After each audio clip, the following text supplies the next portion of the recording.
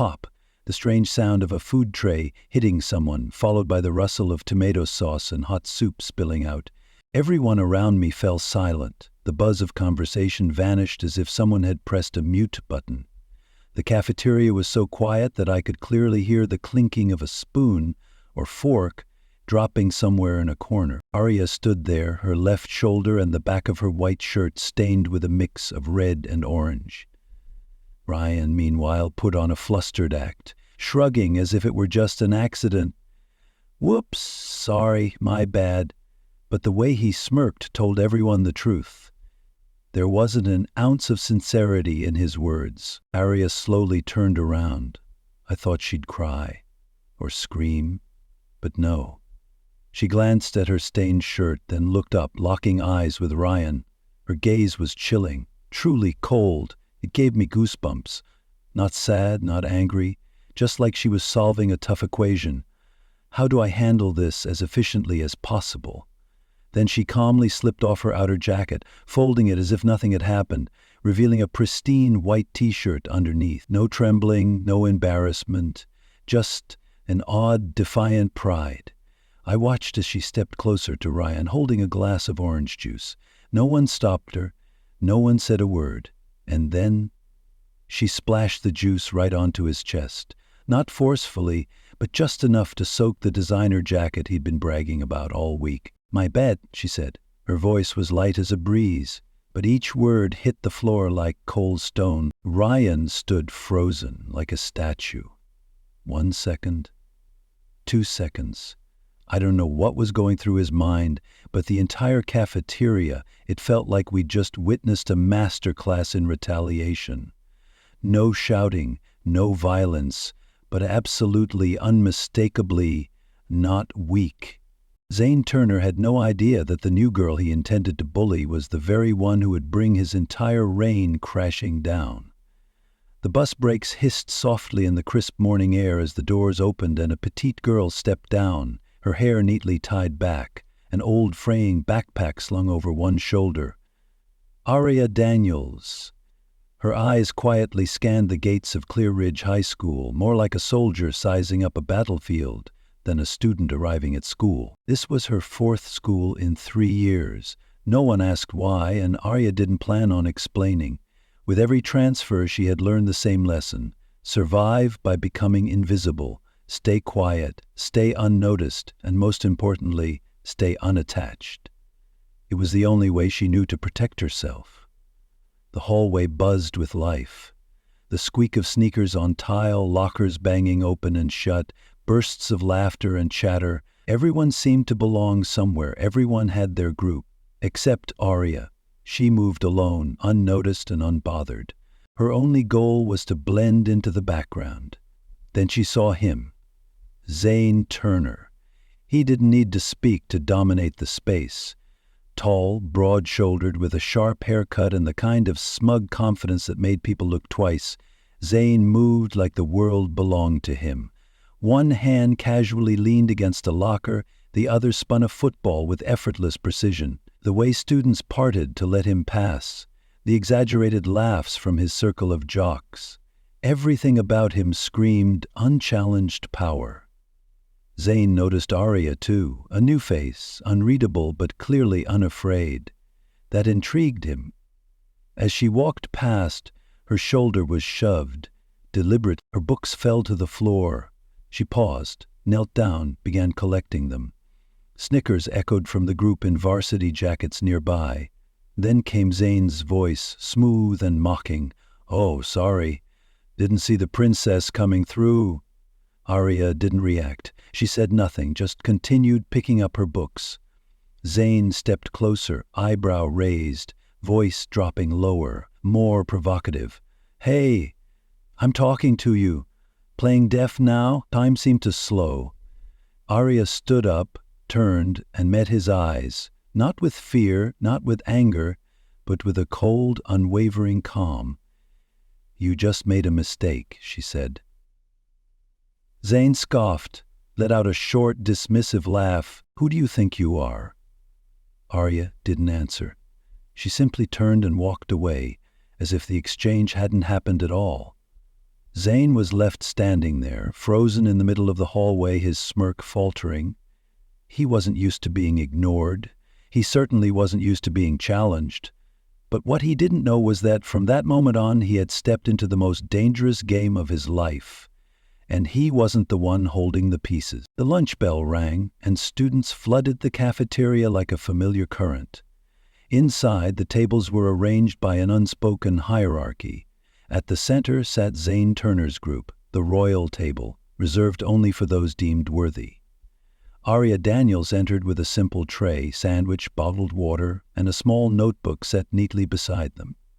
Her eyes briefly scanned the room before she chose a table against the wall, where the slanted light created a rare pocket of peace amid the noise. No one invited her to sit with them, and she didn't need them to. But unlike the day before, today every eye seemed to follow her, not because she was pretty, not because she was new, but because she was the only person who had ever stood up to Zane Turner without flinching. From the center table, Zane lounged with a half-eaten burger, still laughing, gesturing as he spoke, but his eyes kept drifting back to Aria. He was watching for a reaction, fear, discomfort, uncertainty, but what he saw instead was calm, cold, unbothered. Aria jotted notes in her notebook, took a bite of her sandwich, looked up occasionally like an outsider studying a bizarre ecosystem. When she stood to empty her tray, she passed near Zane's table. One of his cronies, a bulky guy named Ryan, suddenly stuck out a foot, aiming to trip her with a classic trick. The cafeteria held its breath, but Aria paused half a second before stepping into the trap. She glanced down, saw it, then tilted her head and gave Ryan a faint smile. "Wow," she said coolly. "Didn't know dirty tricks went extinct with the dinosaurs." The room exploded. Gasps, laughter, the kind of sharp, uncontrollable energy that couldn't be contained. Ryan blinked, stunned. Zane scowled. For the first time, he didn't control the room. Aria didn't linger to enjoy the moment. She emptied her tray, returned to her seat, opened her book, and continued writing as though nothing had happened. No smugness, no need for allies. And it was that unshakable composure, that quiet refusal to play his game, that drove Zane insane. That afternoon, when the final bell rang and students spilled into the halls with the giddy energy of freedom, Zane didn't rush. He lingered by the second-floor window, watching the courtyard below, where a quiet, small girl walked calmly toward the parking lot. Aria Daniels. In less than 48 hours, her name had echoed through every hallway of Clear Ridge. No one knew where she came from, but everyone knew what she had done. Stood up to Zane Turner, humiliated his crew, and hadn't once looked scared. Zane clenched his jaw. This wasn't how things went. He'd made students transfer schools with a single cold glare. And yet a sudden roar of an engine jolted him from his thoughts. Students in the lot froze. From the far end, a sleek black Dodge Charger Hellcat rolled forward, its deep growl turning heads. It was a striking contrast to the modest student cars and minivans nearby. The car stopped beside Aria. The window rolled down, and out appeared a face that made jaws drop. Dominic Blackwell, A-list action star, professional racer, a man whose face had lit up every screen from cinemas to streaming services. And now he sat behind the wheel, dressed in simple black, sunglasses on, voice low and unmistakable. "Get in, kid." The schoolyard erupted. Some students stood frozen, others whipped out their phones. Is that really Dominic Blackwell?" Aria showed no surprise. She opened the door and climbed in like it was routine. But before shutting it, she turned her head and looked straight up at the window where Zane stood. Their eyes met. Just for a moment, no anger, no fire, but enough to make something very clear. Aria wasn't alone. And Zane, he'd picked the wrong target. The engine roared. The car peeled away, leaving a stunned silence in its wake. And Zane? For the first time in his life, standing in the golden afternoon light, his feet felt ice-cold. Thursday morning. Clear Ridge High buzzed with its usual energy, but an odd silence rippled through the halls the moment Aria Daniels appeared. She hadn't done anything, hadn't posted a thing, hadn't told a soul that the man who picked her up yesterday was Dominic Blackwell. the world-famous action star with millions of fans across the globe. But she didn't need to say a word. A single clip of the black Hellcat rolling out of the school parking lot, with Aria calmly seated in the passenger seat, was all it took. The video had exploded across school group chats overnight. By morning, Aria was the name on everyone's lips. Yet she remained the same, walking alone, eating alone, speaking to no one. Aria Daniels, the quiet girl, now moved through school like a force of nature, silent but impossible to ignore. Zane Turner felt it too. That morning, as he entered class, he heard the whispers. A girl giggled behind him, "What if Aria really is Dominic Blackwell's niece?" Another guy muttered, "Man, Zane's starting to look like the villain who gets taken out in episode 1. Zane gripped the strap of his backpack hard. No one had ever spoken about him like that. He was used to control, dominance, and now he needed to take it back. He decided lunch would be his moment. The cafeteria was packed. As always, Aria carried her tray to the small table by the window, sunlight catching the edge of her notebook like a spotlight. Zane sat at the center table with his loyal crew, Ryan, Tyler, Zach, his gaze locked on her. Now he muttered. Ryan, the hulking athlete in a too-tight varsity jacket, smirked and rose from his seat. He made his way toward Aria, weaving through the crowd with his tray, and then smashed the entire tray's contents. Ketchup, soup, soda splashed down on Aria's left shoulder and back, soaking her white shirt. The murmurs vanished. The cafeteria fell dead silent. Ryan faked a clumsy apology. "Oh man, sorry, my bad." Aria slowly looked up, turned her head. She glanced at the mess, then met Ryan's eyes. Her expression wasn't angry. It wasn't humiliated. It was calculating, as if weighing options. Then, without a word, she slipped off her stained outer layer, folded it neatly, revealing a simple white tee underneath. Calm, composed. She walked up to Ryan. Her eyes were cold, silent. She picked up her own glass of orange juice and calmly poured it straight down his chest. Not violently, not with shouting, just a quiet, precise splash that soaked his designer jacket. "My bad," Aria said, voice steady and cool as poetry. Ryan froze. 1 second, 2 seconds. Then the cafeteria erupted. Applause, laughter, cheers. Someone yelled, "That was savage!" Phones came out, recording everything. "Ryan's done. She just won lunch." Zane stood frozen, face pale. No one was looking at him anymore. Every gaze was on Aria, the girl who didn't need to shout, who didn't need to fight, who struck back with precision and control. She returned to her seat and resumed eating as if nothing had happened. Ryan stood there, drenched, humiliated, head down, face red. And Zane? His chest burned. This was no longer a joke. This was a public defeat. And he knew, with someone like Aria Daniels, the blows wouldn't come with fists. They would come in silence, in the unraveling of everything he had built. Layer by layer. Reputation first. Zane Turner walked into Clear Ridge wearing his usual varsity jacket, head held high like the world still spun in his palm. But deep down, he knew something had shifted. The admiring or intimidated glances he was used to had changed. They weren't direct or confrontational, but subtle, just enough to make his skin prickle. He caught snickers behind him. Couldn't tell what they were laughing at, but he felt the mockery in every note. The name Aria Daniels had started creeping into every conversation, every sideways glance, every whispered word. She had gone from invisible to unignorable, not because of flashy clothes, not because of popularity, but because she wasn't afraid of him. Zane spotted Aria walking down the hall, calm, steady, head slightly bowed but eyes unflinching. He thought about walking up to her, saying something to take control back, but those eyes, cold, silent, razor-sharp, made him hesitate. Worse, Tyler, his best friend, his right hand, was standing nearby talking to her. Just a short, polite exchange, but to Zane it was betrayal. He stormed over. Tyler turned and looked away.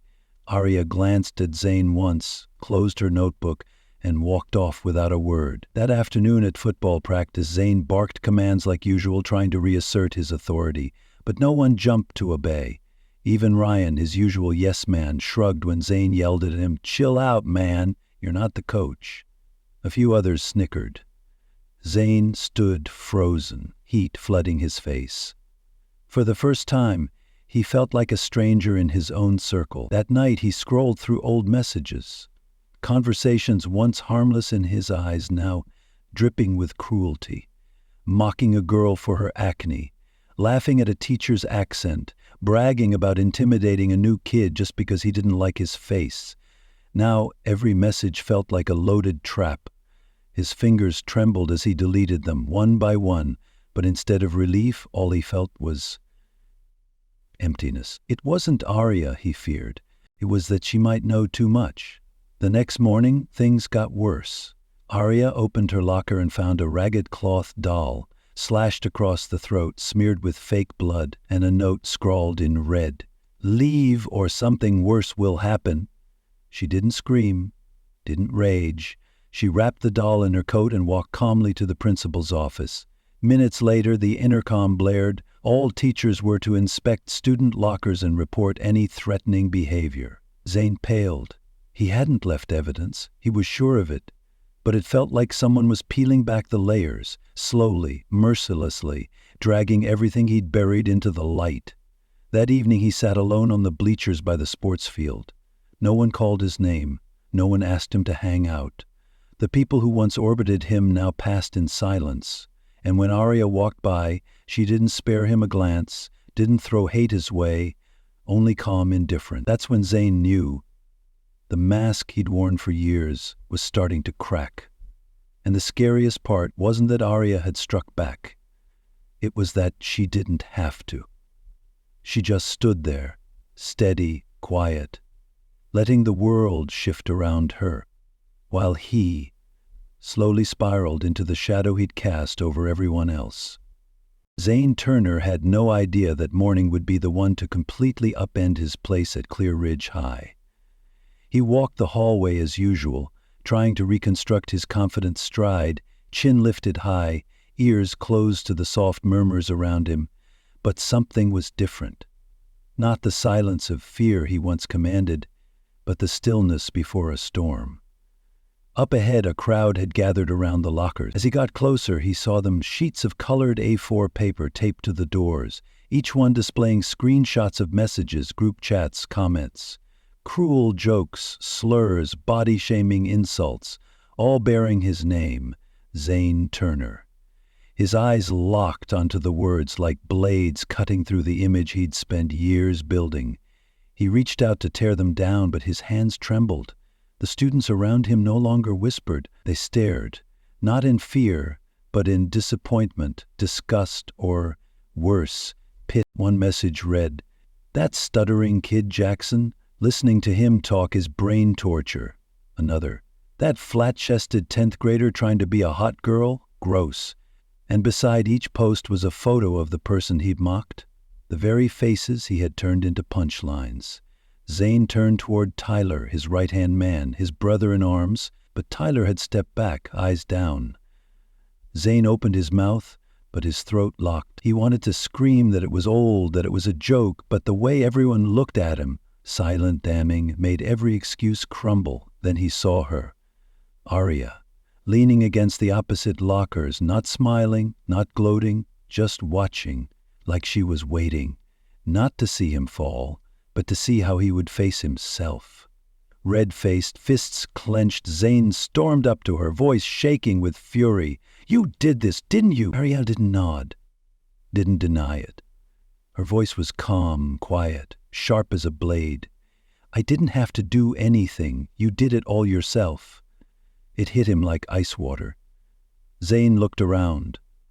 No defenders, no laughter, no lifeline. Only truth laid bare, and a silence that weighed more than any insult. He turned and staggered away, each step feeling heavier under the weight of every watching eye. That afternoon, he was summoned to the principal's office. They had received the full set of printed conversations. A teacher someone Zane had ridiculed in the past had filed an official complaint. The principal's voice was grim. "We're opening disciplinary proceedings. This could impact your academic record." Zane just sat there, arms limp, eyes unfocused. He had nothing left to cling to. By that evening, the school's digital bulletin displayed a notice: Student Zane Turner suspended for 1 week, pending investigation into misconduct. The whole school knew, the whole town knew, and for someone who had thrived on reputation, it was a fatal blow. On his way home, Zane didn't walk through the main halls. He slipped out the back, head low, praying not to be seen. But as he crossed the parking lot, a sleek black Dodge Charger pulled up. The window slid down. Dominic Blackwell sat at the wheel, eyes cold and cutting. Beside him, Aria looked out the opposite window, face unreadable. Neither said a word. They didn't have to. Their presence alone made Zane turn and walk faster, as if fleeing the shadow of what he'd become. That day, Zane Turner, once the self-proclaimed king of the hallway, was dethroned. Not with fists, not with scandalous drama, but by a girl who wasn't afraid, a little patience, and the unrelenting power of the truth. Because sometimes the surest way to bring down the strongest is to let them destroy their own throne.